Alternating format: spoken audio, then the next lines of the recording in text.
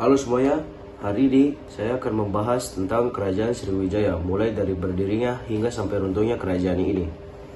Langsung saja kita masuk ke dalam pembahasannya.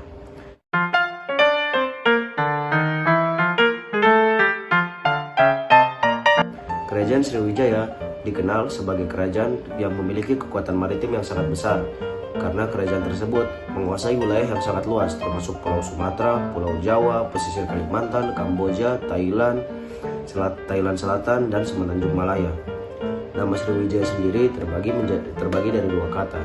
Yang pertama adalah kata Sri yang artinya gemilang dan Wijaya yang artinya kemenangan. Jadi Sriwijaya bisa diartikan sebagai kemenangan yang gemilang. Sejarah mencatat bahwa kerajaan Sriwijaya berdiri pada abad ke-7, namun tidak terlalu banyak sejarah yang bisa memberikan kita informasi tentang kapan berdirinya kerajaan Sriwijaya. Hanya terdapat sedikit informasi yang bisa menjadi acuan kita untuk mengetahui keberadaan kerajaan ini pada masa lampau. Ada dua informasi. Informasi yang pertama adalah bukti tertua yang datang dari berita luar, yaitu Cina. Pada tahun 682 Masehi, terdapat seorang pendeta dari Tiongkok bernama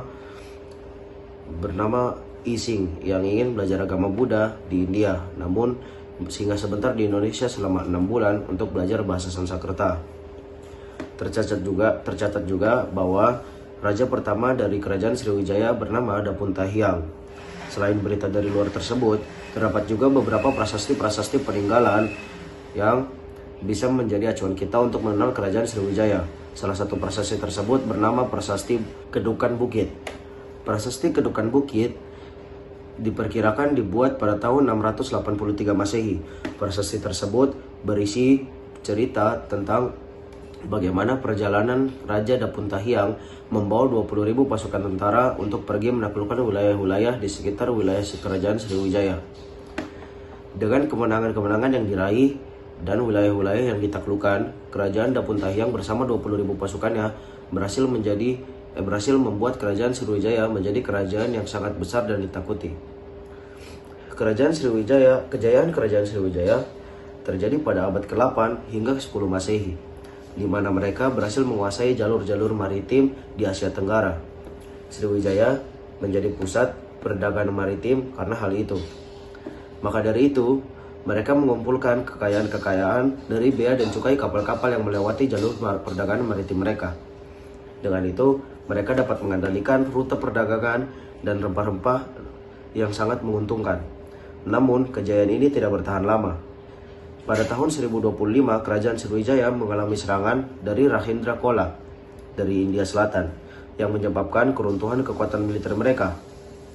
Meskipun Sriwijaya masih bertahan, kekuatan mereka sudah semakin lemah. Akibatnya, muncul kerajaan-kerajaan yang memerdekakan diri dari pecahan-pecahan kerajaan Sriwijaya, seperti kerajaan Dharmasraya dan kerajaan Siak, serta kerajaan Majapahit.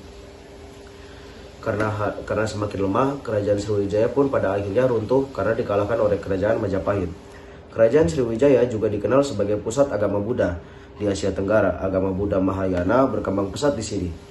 Banyak peziarah dari negara-negara lain singgah untuk belajar dan berdagang.